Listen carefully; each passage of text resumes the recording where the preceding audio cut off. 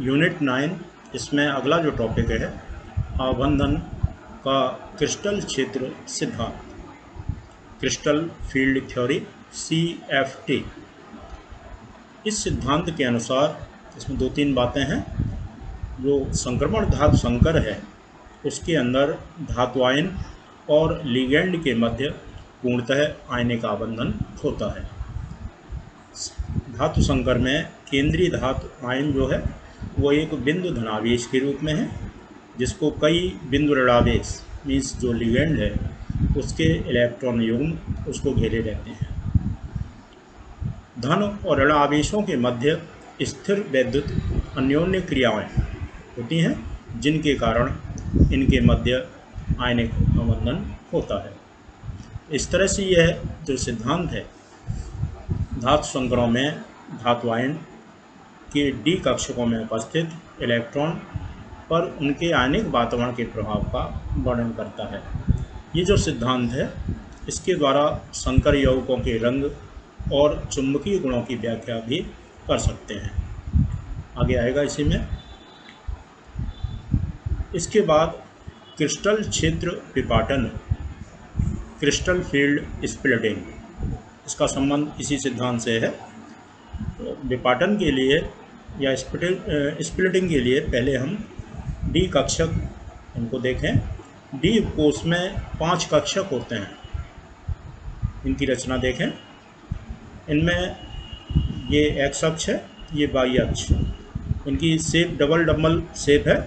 तो एक डंबल ये आ गया और एक ये आ गया, एक्स और वाई अक्षों के मध्य है, तो इसलिए इसको नाम दे रहे हैं DXY। दूसरा वाई और जेड के बीच DYZ, तीसरा है DZX। तो ये 3 जो कक्षक हैं डी कोष के वो कैसे हैं? अक्षों के मध्य इनके इलेक्ट्रॉन हैं। दूसरे 2 जो अक्ष हैं इनमें जैसे ये एक्स अक्ष, ये वाई अक्ष, इनमें एक डंबल ये आ गया आपका एक्स अक्ष पर, एक वाई अक्ष पर। इसको हम नाम देते हैं DX² - Y²। और एक ये है जिसमें ये जेड अक्ष पर है, इसलिए इसको नाम दिया है हमने DZ²। तो ये 2 कक्षक अक्षों पर हैं और ये अक्षों के मध्य हैं। इनको आगे नाम देंगे D2G कक्षक, जो अक्षों के मध्य होंगे, और इनको नाम देंगे जो अक्षों के ऊपर आएंगे इनको EG कक्षक। इन सभी की ऊर्जाएं समान हैं। अब जो समान ऊर्जा के डी कोष के 5 कक्षक हैं, जब लिगेंड धातु आयन के पास आता है, नज़दीक आता है, तो जैसे जैसे निकट आएगा इन कक्षकों की ऊर्जाएं बढ़ती हैं और एक स्थिति में जाकर के ये जो कक्षक हैं 2 भागों में टूट जाते हैं। इसी को हम कहते हैं विपाटन। तो लिगेंड की उपस्थिति में केंद्रीय धातु परमाणु के समान ऊर्जा के डी कक्षक असमान ऊर्जा के 2 समूह में बढ़ जाते हैं या विभाजित हो जाते हैं। इसे क्रिस्टल क्षेत्र विपाटन कहते हैं। अब इन डी कक्षकों का जो विपाटन है वो संकुलों की जो ज्यामिति है उस पर निर्भर करता है। तो इन ज्यामितियों के आधार पर आपको पीछे हमने CN6 वाले मीन्स अष्टफलकी बताए हैं और CN4 वाले चतुष्फलकीय। इन दोनों में देखेंगे विपाटन। पहले अष्टफलकीय। अष्टफलकीय संकुलों में विपाटन, यहाँ ये विशेष ध्यान देना है कि यहाँ जो इन संकुलों में जब लिगेंड आता है तो वो कहाँ आता है? अक्षों पर आता है। अक्षों पे आएगा मीन्स अक्षों पे हमारे ये 2 डी कक्षक हैं। तो अक्षों पर जो हमारे कक्षक उपस्थित हैं इन पर प्रतिकर्षण अधिक होता है। चूँकि अक्षीय अंतर क्रिया है उससे EG कक्षकों का प्रतिकर्षण इन पर अधिक होता है, क्योंकि ये भी अक्षों पे हैं। शेष जो T2G कक्षक हैं इन पर प्रतिकर्षण कम होता है। तो जिन पर प्रतिकर्षण ज़्यादा है वो ज़्यादा दूर चले गए या अधिक, इनको कहते हैं उच्च ऊर्जा स्तर पर चले जाते हैं। शेष जो T2G कक्षक हैं इन पर प्रतिकर्षण कम है तो ये निम्न ऊर्जा स्तर में आ जाते हैं। ये दो Tg उच्च ऊर्जा स्तर और T2G 3 कक्षक हैं और ये होंगे निम्न ऊर्जा स्तर। इन दोनों जो लेवल हैं इनकी जो ऊर्जा का अंतर है इसको हम कहते हैं delta O. Delta O means crystal field splitting हुआ है तो सी crystal field splitting energy CFSE short में बोलते हैं। Delta O for octahedron. ऐसे ही चतुष्फलकीय संकलों की जब बात करते हैं तो इनमें जो लिगेंड है वो अक्षों के मध्य इनकी अंतरक्रिया होती है। मीन्स अब की बार यहाँ ये वाले जो कक्षक हैं हमारे T2G कक्षक हैं इन पर प्रतिकर्षण अधिक होगा, इन पर प्रतिकर्षण कम होगा और जिस पर प्रतिकर्षण अधिक होगा वो उच्च ऊर्जा स्तर में जाएंगे और कम होगा वो निम्न ऊर्जा स्तर में। T2G यहाँ गए, Tg यहाँ गए। यहाँ इन दोनों स्तरों की जो ऊर्जा का अंतर है उसको हम कहेंगे डेल्टा T फॉर टेट्राहीड्रन चतुष्फलकीय के लिए। तो इनकी CFSE जो होगी डेल्टा T7। यहाँ ये जो ऊर्जा का अंतर है डेल्टा O की अपेक्षा कम होता है, बहुत कम होता है, लगभग आधे के आधा होता है। तो ये हुआ इनका CFSE। अब CFSE को प्रभावित करने वाले कारक कौन कौन से हैं? पहला कारक है संकुल की ज्यामिति। जैसे अभी हमने देखा डेल्टा O अष्टफलकीय के लिए और डेल्टा T चतुष्फलकीय के लिए। तो यहाँ डेल्टा T जो है इसका मान 4/9 डेल्टा O के बराबर होता है। ठीक है, आधे के लगभग बराबर है। तो संकुल की ज्यामिति मीन्स संकुल की समन्वय संख्या जो ज़्यादा है तो उसकी CFSE ज़्यादा होगी। जैसे ये उदाहरण दिया है NiCO4 और NiCO6, ये दो, इन दोनों में यहाँ CN4 है निकेल के साथ 4 लिगेंड जुड़े, यहाँ 6 जुड़े हैं। मीन्स इसकी जो है CFSE अधिक होगी। दूसरा है केंद्रीय धातु की ऑक्सीकरण अवस्था।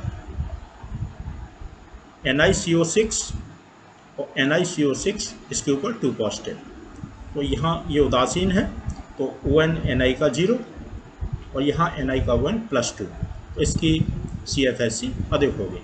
तो केंद्रीय धातु आयन की ON संख्या अधिक होगी तो CFSE भी अधिक होगी। तीसरी बात है लिगेंड की प्रकृति। प्रबल जो लिगेंड है उसकी CFSE अधिक होती है और दुर्बल की कम होती है। जैसे NiCO6 2 पॉजिटिव है, NiH2O6 2 पॉजिटिव है, तो यहाँ दोनों की समन्वय संख्या बराबर है। पहला संकुल की ज्यामिति, समन्वय संख्या बराबर है तो ज्यामिति एक सी होगी। दूसरी बात केंद्रीय धातु की ऑक्सीकरण अवस्था, वो भी यहाँ Ni की +2 है, यहाँ भी Ni की +2 है। अब हम लिगेंड देखते हैं। यहाँ CO जो है वो प्रबल लिगेंड है और आपका H2O दुर्बल लिगेंड है, तो इसकी CFSE अधिक होगी। तो प्रबल लिगेंड के कारण CFSE अधिक होती है। अतः निम्न ऊर्जा के जो D कक्षक हैं उनके इलेक्ट्रॉन का युग्मन हो जाता है। इस पर विशेष ध्यान देना है कि प्रबल लिगेंड है तो वो क्या कराएगा, D कक्षक के जो इलेक्ट्रॉन हैं अगर अयुग्मित इलेक्ट्रॉन है तो उनका वो युग्मन कर देता है, जबकि जो दुर्बल लिगेंड है वो ऐसा नहीं कर पाता है। क्यों नहीं कर पाता? कम CFSE के कारण इनका युग्मन नहीं करा पाते हैं।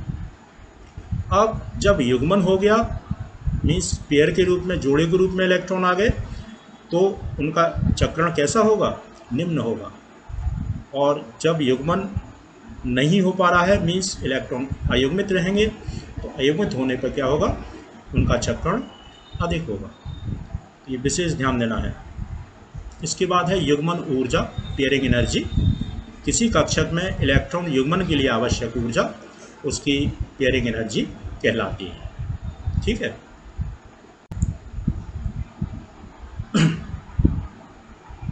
यहाँ कंडीशन है कि अगर पेयरिंग एनर्जी युग्मन ऊर्जा अधिक है और CFSC कम है, मीन्स जो एनर्जी लेवल हैं उनका अंतर कम है, तो क्या होगा, दुर्बल क्षेत्र लिगेंड होगा। इसी बात को अभी हमने बताया था कि जब दुर्बल क्षेत्र लिगेंड होता है तो वहाँ पेयरिंग नहीं हो पाती है, क्योंकि वहाँ पेयरिंग एनर्जी ज़्यादा है, CFSC कम है। तो होगा क्या कि इलेक्ट्रॉन उच्च ऊर्जा के जो कक्षक है उनमें चला जाएगा। जैसे पहला यहाँ आया, जैसे यहाँ हम इलेक्ट्रॉन हुंड के नियम से भरते हैं, तो पहला यहाँ आया, दूसरा यहाँ है, तीसरा तीसरे कक्षक में जाना चाहिए। और यहाँ अगर पेयरिंग एनर्जी का मान ज़्यादा है, CFSC का मान कम है, तो यहाँ चूँकि जोड़ा बनाने के लिए ज़्यादा ऊर्जा चाहिए, इधर जाने के लिए ऊर्जा कम चाहिए, तो ये जो इलेक्ट्रॉन, तीसरा जो इलेक्ट्रॉन होगा इस वाले कक्षक में चला जाएगा। लेकिन अगर पेयरिंग एनर्जी का मान कम है और CFSC का मान ज़्यादा है, जैसे यहाँ देखें, जैसे पेयरिंग एनर्जी इसका मान कम है और यहाँ ये ऊर्जा का मान ज़्यादा है। अभी भी बताया था हमने कि यहाँ डेल्टा और डेल्टा T लगभग दूने का अंतर है, तो यहाँ इसका मान ज़्यादा है, तो जिस कारण से पेयरिंग हो जाती है। मीन्स हमारे जो प्रबल लिगेंड हैं, अभी देखें यहाँ कहा गया है कि प्रबल क्षेत्र लिगेंड है या प्रबल लिगेंड है, तो क्या होगा कि वहाँ CFSC ज़्यादा है, मीन्स पेयरिंग एनर्जी कम होगी और यहाँ युग्मन हो जाएगा। युग्मन हुआ तो चक्रण कम होगा या निम्न होगा। पेयरिंग नहीं हो पाई, जोड़े नहीं बन पाए, तो क्या होगा, अयुग्मित ज़्यादा होंगे और चक्रण अधिक होगा। इसके बाद संक्रमण धातु संकुल है, उनका रंग। तो पीछे भी जैसे हम लोग पढ़ते आए हैं कि D कक्षक में अयुग्मित इलेक्ट्रॉन होने के कारण ये जो संकुल आयन होते हैं या इनके यौगिक होते हैं वो रंगीन होते हैं। तो संकुलों का जो रंग है विद्युत चुम्बकीय स्पेक्ट्रम के जो दृश्य क्षेत्र है उसमें DD इलेक्ट्रॉनिक संक्रमण के कारण होता है। तो अब DD इलेक्ट्रॉनिक, ये सारी बातें पीछे हमने बताई हैं, लेकिन इस चीज़ को वहाँ क्लियर नहीं कर पाए थे कि DD इलेक्ट्रॉनिक संक्रमण क्या होता है। उदाहरण भी हमने पीछे यही लिया है, जैसे ये संकुल आयन है TiH2O6 3 पॉजिटिव, तो पानी में इसका जो विलयन है, जली विलयन है, वो बैंगनी रंग का दिखाई देता है। तो CFT के आधार पर इसको देखेंगे कि Ti को पहले देखें, केंद्रीय धात 22 है इसका, तो ये इसका विन्यास हुआ। अब यहाँ Ti का ON 3 है, तो Ti 3 पॉजिटिव बनाएंगे, तो 2 यहाँ से इलेक्ट्रॉन चले गए, 1 यहाँ से, तो 3D14SG। तो Ti 3 पॉजिटिव की ये स्थिति है डी कोर्स की। इसके 5 कक्षक हैं, उनमें पहले कक्षक में 1 इलेक्ट्रॉन है। जब ये लिगेंड इसके पास आते हैं तो क्या होगा, इनकी स्प्लिटिंग होगी और ये 2 लेवल बन जाते हैं। इनमें ये Eg स्तर हो गया, Eg कहेंगे इन कक्षकों, ये T2G, और हमारा 1 इलेक्ट्रॉन पहला हुंड के नियम से यहाँ आ गया। अब तो इसके अंदर इलेक्ट्रॉन हमारा कहाँ है, T2G में है 1, उसका मैंने ऐसे दिखाएंगे स्मॉल t 2G और ब्रैकेट में 1। Eg में कितने हैं, 0। अब इसके अंदर DD संक्रमण हुआ, मीन्स यहाँ से ये इलेक्ट्रॉन इसमें आ गया, या ये कहें यहाँ से इलेक्ट्रॉन यहाँ चला गया, तो अब क्या हो गया, T2G 0 Eg 1। तो इसमें जैसे इसके ऊपर प्रकाश डाला जाता है या तो फोटॉन्स के रूप में जो इसको ऊर्जा मिली इलेक्ट्रॉन को, तो वो उत्तेजित होकर के यहाँ से यहाँ चला जाता है। कहते हैं इसमें ये पीले रंग का प्रकाश अवशोषित करता है, और अवशोषित करके जब ये यहाँ इससे ट्रांसमिटेड होता है या परावर्तित होता है प्रकाश, पीला तो इसने अवशोषित किया, और इससे जो बाहर आता है प्रकाश वो कौन सा होगा, पीले रंग का पूरक होगा, इसका कम्प्लीमेंट्री होगा, और इसका कम्प्लीमेंट्री है बैंगनी। यही कारण है कि हमें इसका जो जली विलयन है बैंगनी रंग का दिखाई देता है। तो ये सारी जो बातें हैं हम लोग CFT के आधार पर इसकी व्याख्या करते हैं। डी संक्रमण को बताते हैं। ऐसे ही संक्रमण धातु संकुलों के चुंबकीय गुण, पीछे से हम लोग पढ़ते आ रहे हैं कि ऐसे संक्रमण धातु या संकर इनके यौगिक या आयन जिनके डी को, इनमें जो डी कक्षक है उनमें अयुग्मित इलेक्ट्रॉन होते हैं या आंशिक रूप से भरे होते हैं, तो वो अनुचुंबकीय होते हैं। सभी डी कक्षक में युग्मित इलेक्ट्रॉन होने पर क्या होगा, संकुल प्रतिचुंबकीय हो जाता है। तो डी में 10 इलेक्ट्रॉन हो जाएंगे या डी में 0 है तब भी। तो CFT के अनुसार T2G और EG स्तरों के जो डी कक्षकों में इलेक्ट्रॉन हैं वो हुंड के नियम से भरे जाते हैं।